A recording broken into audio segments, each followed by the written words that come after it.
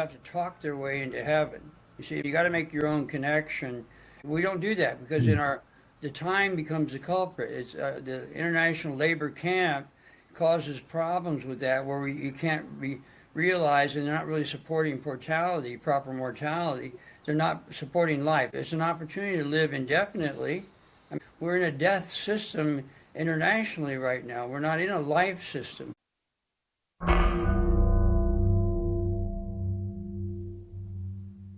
Grantham Taylor Hughes from my show, the Grantham Taylor Hughes Show, with my guests, Stephen Hall and Tony Wright, and let's see, what's her name? Vicky Smith. Vicky Smith over there. And so welcome everybody to the call. I appreciate you being here. Yes, I can pre-talk talking. Yes, pre-talk talking. That's a wonderful thing to start out with. We were talking about the factor of nowadays, New Agers are talking about being in the perpetual now.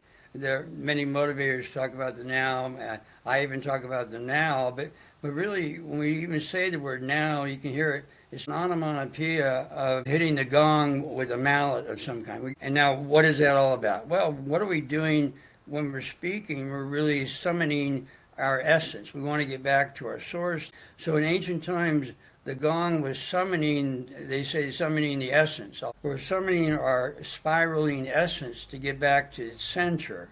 See, so the gong sound is to summon the center. I like to summon the center. And so it summons the center of what we are, because you get away from it and forget. So when you're lost in the forgetfulness, then you're wanting to get back there. So when you set up some kind of sound system to find your way.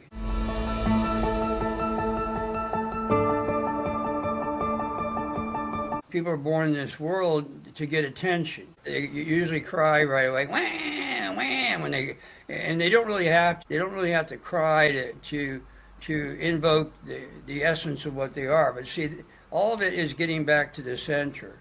So I think, Steve, you're starting to do that. They're probably crying. They're probably crying because they don't really want to come into this world. That's why they're crying. Right. No.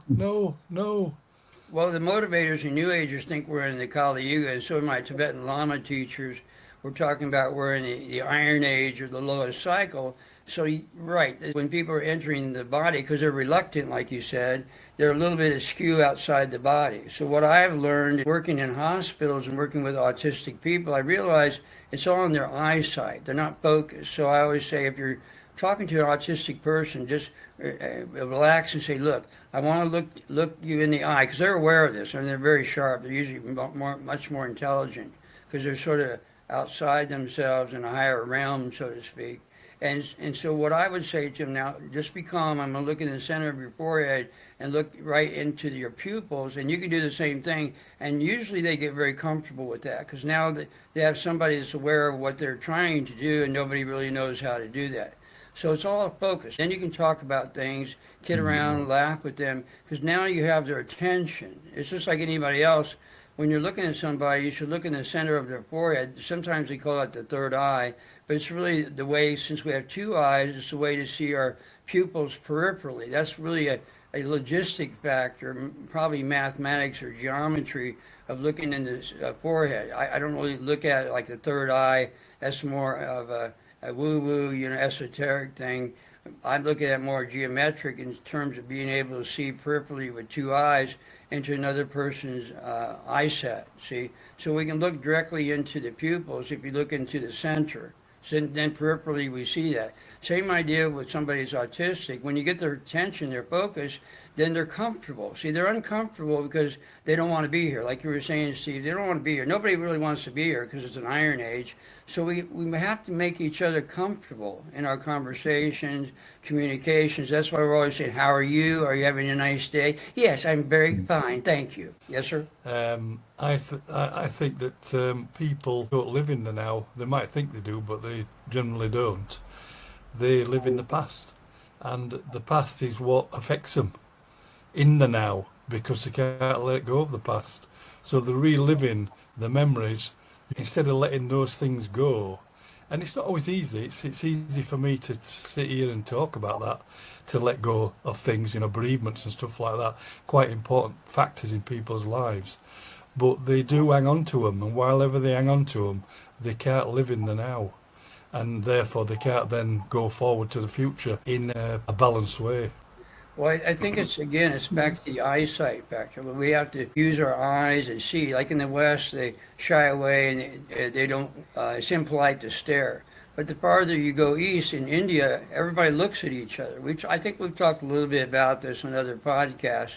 The utilization of the eyes, that's what they're for, to be able to see. So there's nothing wrong with looking at each other. But then see the issue about, well, you're looking into my soul. I'm very uncomfortable with that.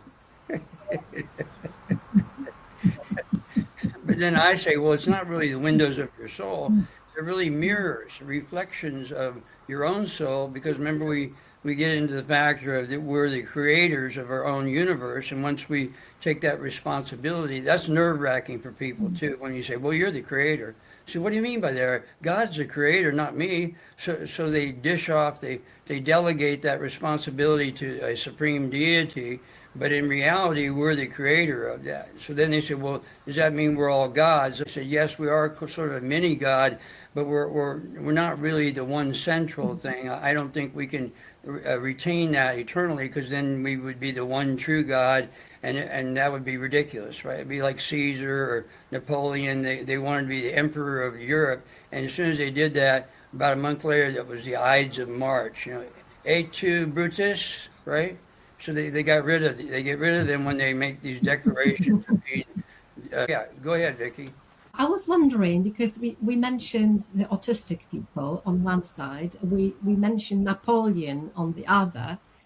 And so in terms of deciding somewhere along the lines between the birth and actually leading the life here, is there something that happens to us? Is it sort of pure mechanics that the autism happens to us, that being Napoleon happens to us? Well, then we're talking about polarities. Like we're here on the call, we all see ourselves individually.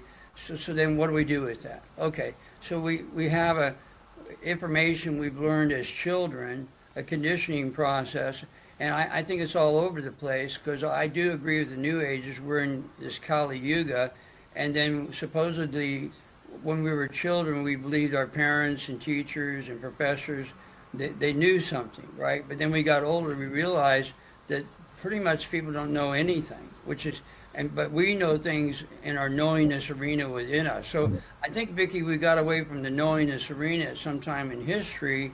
And when we talk about the native language, we lost our native language and we got away from that. We started repeating the sacred, and then we created logic patterns. And the logic patterns are really an antithetical language. It's argumentative. See, it creates an argument. And then most of the time people will talk over people and they become the dictator of their information. So that's, in history, I think it's the loss of the language is the big culprit there in time and space. You see what I mean? So we're talking about getting back, ironically talking about getting back to our native language. If we do that, then we'll be touching back on the knowingness of what needs to be done and not what we're fumbling about in our antithetical worlds. So I'm saying, Vicky, to you, I think that was a failure, is when we got away from the native language. You see what I mean? And then we got into arguments, and then we got into warring factions. An argument just turns into a war, and whoever wins the war, the leader's a dictator. You see, that's what we have right now in our world. We have leaders and elected leaders, and we have people that are kings and things of that nature. How did they get in those positions of leadership and what have you? I mean, that's the question, isn't it? And I think the answer is getting away from our native language and letting time dictate our lives. Yeah. I'll say something, Glenn. Yeah, go ahead, Tony. Going back to looking in the eyes, I think it's a matter of trust, because I feel if I'm talking to someone and they're telling me something important, looking me full into the eyes, I seem to feel the trust from it. Yeah, it's focus. Looking somebody in the eyes, it can also be confrontational. And some people find it, what's the word, aggressive, I suppose, especially if they are of a sensitive nature. Well, I was saying that's why we have amenities. We say, hi, how are you? You introduce people and you soften the confrontation into getting an agreeable state in conversation. So I agree with you, Steve. It is confrontational if you're not speaking to them. All of a sudden you're just staring at somebody and what's up here, right, as they say. So I think that's why the ninth sense of speaking is so crucial and a sentient being, because it'll create trust with people. We'll be speaking to them and doing an initial approach of how are you, welcome into my home, or welcome into my space, or whatever. And I think that's how you soften the confrontation.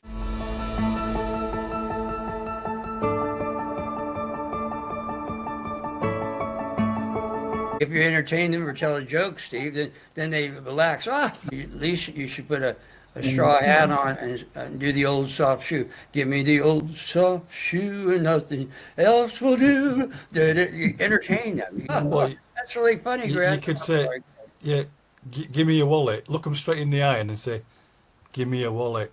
Or like the guy in the ebony store, here's the wallet. And I open my wallet, he reaches in and takes half my money and leaves. I said, I think I was robbed. But he did it in such a great, casual way. I thought it was really done really well. And it was very casual. And so he deserved the money. I paid him for his casual way of robbing me. To this day, I'm confused by the whole thing. Even when I tell the anecdote, I'm wondering, God, that was so strange.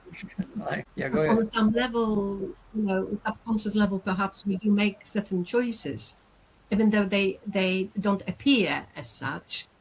We decide, okay, we're going to have this experience. I think it's because I was carrying too much money in my wallet. He said, no, you don't need to carry so much money. So let me take some from you, and that way it won't be so heavy. Yeah, go ahead, Steve. The positive attitude there is that you've been enlightened. You've been enlightened of your wallet. Yeah, I've been enlightened. Literally. I'm going to applaud. Down. That's a round of applause for Steve's quick of wit. Well done. Oh my! But we come back to the creator business that we create, and okay, circumstance dictates that we were unfortunate to be where we were at that time, but we chose to be there for whatever reason. Part of responsibility that people don't want to see or take. I'm not saying it's right or wrong. Mm-hmm. Yeah, I took the responsibility for it. That's why it's a good anecdote today. I get a chance to tell it because it's really funny and hilarious and ridiculous. So I really thankful that it happened, because now it's anecdotal. It makes people laugh and it makes me look silly, or it gets me to a debasement to a certain degree of the fact that I'm human and I do have foibles and ridiculous things that take place. So, and it's funny. I just let him do it. He was really dressed nicely in a tie. He dressed to the nines. It looked very sophisticated and what have you. And casually walked up. In other words, he wasn't scruffy or anything, Steve. He was dressed real nicely and everything. He looked really sharp. I was looking at, this guy's very sharp looking, and then. Oh my! Sharper than you thought. Trustworthy of your charity. Yeah, I could change the whole story, but I gave it to him, right? That would make it look, but he just reaches in and takes it, and I'm wondering, okay, what was that about? So you see, even to this day, I'm just wondering what happened there. I'm wondering, boy, it's like maybe I did give it to them. I can justify it and put it myself as a cause. I really donated it to him. It wasn't a theft. What's the difference between donation and theft? I think intention, right? I didn't really want to give up the money, but they took it anyway. So that's probably theft, right? When you don't want that to happen. Oh my, that's so hilarious. Being the creator, you chose when you went out. Before you went out, you chose to get dressed, put a wallet with money into your pocket, and then go out and do whatever you were doing. And this guy just approaches you. So you created that. I mean, because you could quite easily have left your wallet at home, not taking as much money, not taking any money. Just coming back to that business about stealing, theft or whatever. We come into this world with nothing and we go out with nothing, the way we look at it. So do you actually ever own anything? And if you don't actually own anything, how can somebody steal it off you? So there's that aspect as well. And I know a lot of people won't see it that way. So all that guy were doing to you were borrowing some money off you. Yeah, it was a loan. Thanks. See, that's part of the justification of theft. He was coming up to me, and I was going to give out the loan, and I opened the wallet, and he took it out. See, he took it out of the wallet. I was in the city of Abidjan in Cote d'Ivoire, which is the sister city of Madrid. It's a really beautiful place, too. So I was robbed in an ebony store in Abidjan, Africa. You know what I'm it sorry? was? He'd been doing his 9 minutes yantra, and you were there to give him what he was after. He was manifesting his abundance. He was. And you were just part of that chain. He saw that we were doing the podcast on Potica, and so he was in the knowingness arena to get the money there. So we were in the knowingness arena, and he saw the future, and I was supposed to do that, to give that to him, and that was the message. There was a person in the background said, "Now, Reddy, remember, we're in this timeline that the guy's going to come up to you in the store and take the money." And go, "Okay, I'm ready." I was queued up for that. See, they explained it ahead of time. I went, "Oh, okay." Particularly when the thieves do things effortlessly, it's quite an art. They bring the theft into the level of fine art, don't they?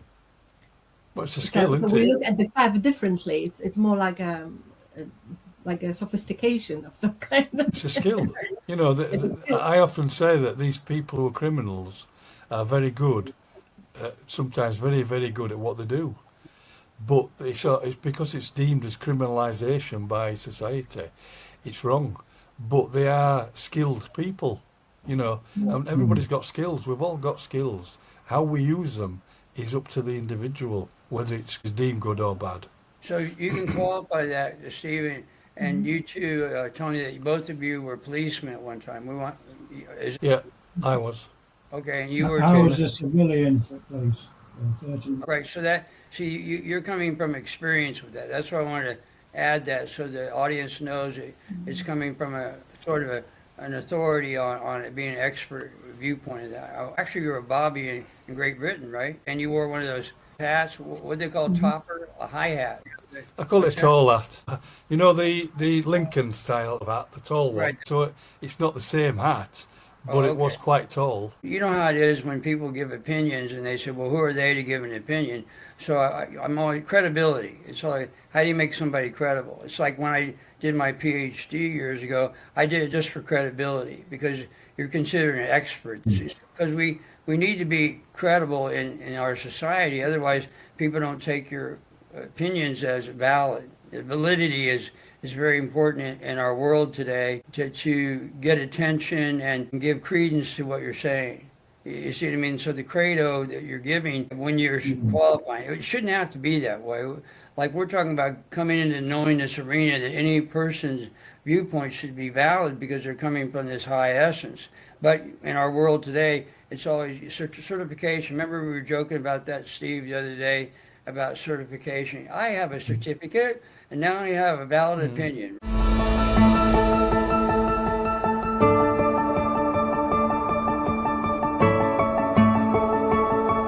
I think you all agree about reincarnation. We've been all these experts in past lives, and this individuality should be listened to. We'll get out of people's way and let them find their way. At the same time, they can teach us. Once they make a connection, now they are the teacher, and so that's a good point because they gain the confidence of being able to speak to us, and then they can teach us from their individual viewpoint. What do they experience in individual? What is their uniqueness that they can offer to us that can help us on our way? See, I think that's one of the most important parts as a human being. We should allow for their space. I mean, it's denigrated and condemned most of the time, even by our medical sciences. So we need to elevate people and respect them and help them make a connection.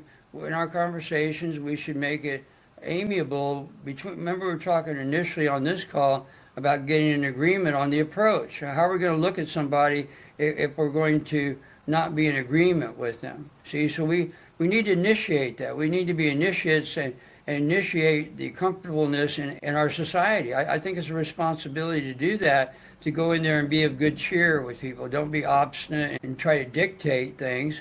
Try to work with them and help it circle around to their essence of what they are. So that's the responsibility, to help people find themselves. And they call it self-realization, my Tibetan Lama teachers.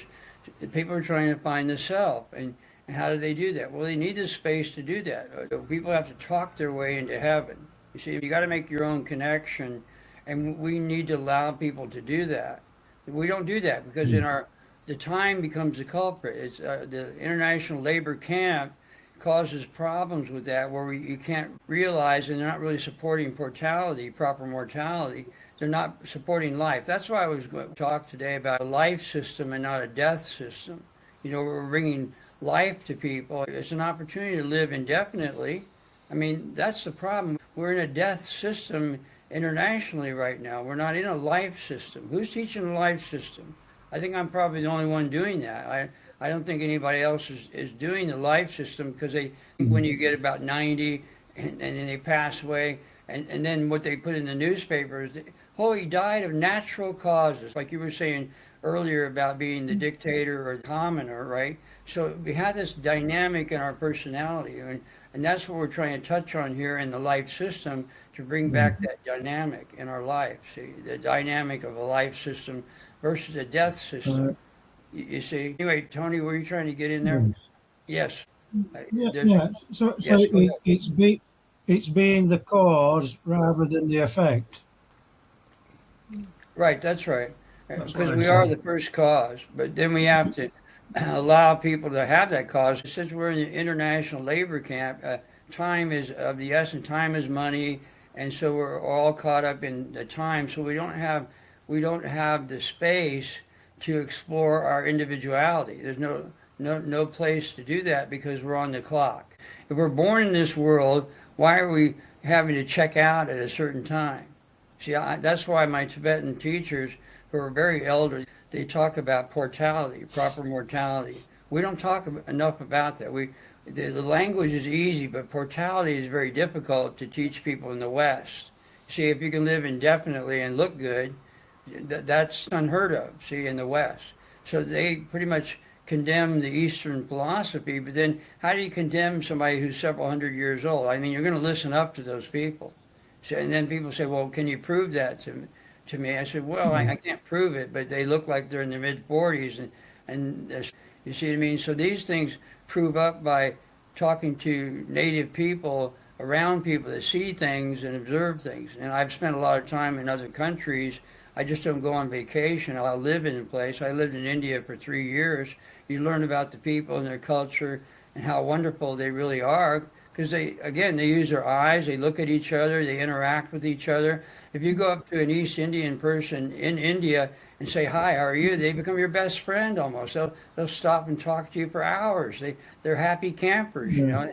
That's a beautiful thing. We don't do that in the West. Everybody's in a big hurry to make money. See, they're all working in the international labor camp. They have to go to work to make money to survive, and they're not really exploring what we're supposed to be doing in the life system of each individual, finding themselves. The mission is to find yourself, and the realization, which I really respect that my Tibetan Lama teachers were talking to me about. And for the record, I'm not a Lama. That would be the same thing that Alan Watts said. The classic question was, Alan, are you a Zen Buddhist? And he goes, no.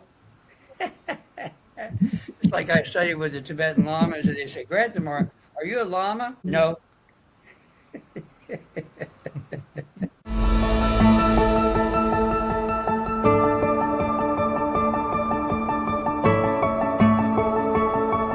Grantham, Yes, sir. going back to eyesight and people in Kali Yuga, so it's a low age, finding that somebody looking in their eyes is threatening.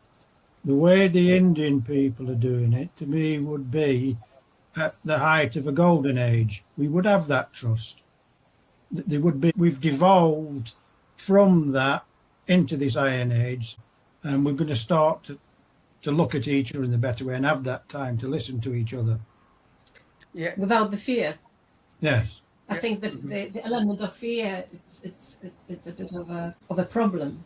Yeah, fear of making an error. Mm. Yes, Well, you've fear got of to making. ask yourself, Mhm. where does fear come from? Where does it come from? Mm. You know, I mean, for me, it could from reincarnation, previous lives. So, for instance, Mm. if you were tortured in medieval times in a previous life, then if something similar comes your way, you're going to fear it. This natural instinct also creates fear, but where does that natural instinct come from? To be fearful. But a fear is something that can be created within us by others. So, for instance, authority or criminals or whoever can create fear within us. But what is it that makes us have that fear within us? Thinking about extreme situations, during the war, concentration camp. Solzhenitsyn is an example. He's the one who maintained the spirit. He maintained that balance. He was able to observe, detached, and be of cheer at the same time, charitable towards people. I just don't know how he was able to do it truly, but how can you, despite the circumstances? It's mastering your mind as well. It's controlling your mind and not letting it run amok with your imagination, which will build and build your fear. If you can control your mind, you can control that fear and think, hang on, this isn't reasonable. There's no reason for me to be feared. In terms of fear is really an emotion that we defined over a period of time that it's a reaction we have within ourselves that now but we go out to our categorical understanding of trying to understand what that emotion is within us, and then we categorize it as fear. You see what I mean? It might just be a feeling. Remember I was saying a minute ago, when we explore the feeling realm versus the emotional realm, that's very controversial and lengthy discussions. Just, when you talk about the five passions of the mind, anger, lust, greed, attachment, and vanity, but then you see the word passion. It's an extreme. See, so I think accelerated motions are extreme motion when it gets out of control.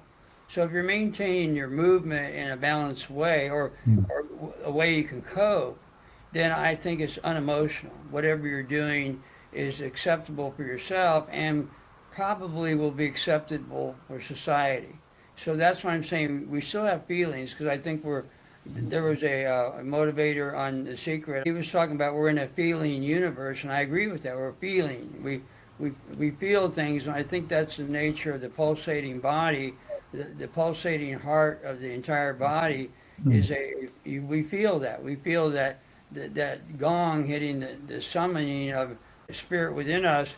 It summons it, and we feel that. So therefore, we can't really get away from a feeling, even in a higher level. There's a nature of feeling, a spinning away from the supreme deity, if you will. There's emotion in that. It's really a matter of our own individual balance in terms of how the emotions work within us versus the feelings. But you can discuss that because everybody will have an individual view on their feelings, calling it an emotion, emotions calling feelings, or just what we are individually is that pulsating gong within us. So remember we talked about everything's in a circle, right? I think being human, a little bit of anger is a adrenaline shot occasionally, but it goes away. See, if we realize that all these experiences as human beings that may be extreme or out of control, the control comes back naturally because you can't live in the eternal without having these experiences, especially in our physical life. We need to be human, see, and that's part of all these reactions that we do. But I think what happens is when we believe we're out of control, that never we're going to come back to balance. But if the essence of what we are is naturally a default mechanism of balance, it always goes back to there. See, it can't sustain out in a circle into no man's land. It's going to come back to the center at some point. We have to listen to people like myself that can explain that you get back there. It doesn't matter even how long it takes, you always get back there because it's a natural default mechanism of our essence. It's eternal, so you're always going to get back there. But then, see, we're always trying to this control factor of society being peaceful and balanced and what have you, that's why we're talking about government. There has to be some rules and regulations or enforcement of behavior sometimes. See, the control factor is society. But then again, we have to allow for other people's viewpoints and opinions. I think because we're dealing with the logic patterns is antithetical, that we need to allow for that antithesis or other people's viewpoints, because they're going to come up anyway. No matter what we decide is right or wrong, somebody else will have a different right or wrong about something. So we have to harmonize those. We have to bring those things together in order to make it workable. And that's the way it is. If it's not workable, then we're in a warring faction all the time, and that's just destructive. We can't go down to destruction in society, because then it doesn't exist. See, that's what we're trying to avoid. We're trying to avoid destruction. That's the most important part, is we want to maintain some form of balance, or seeking balance, or they say in America, life, liberty, and the pursuit of happiness. We pursue happiness. I don't know if we're ever happy, but we pursue it, and that becomes the activity that we do, which I think is necessary as a human being. This is Grantham Taylor Hughes signing off today. Thank you, everybody, for being here, and everybody have a great day, and bye for now. Thank you. Bye. Thank you. Bye.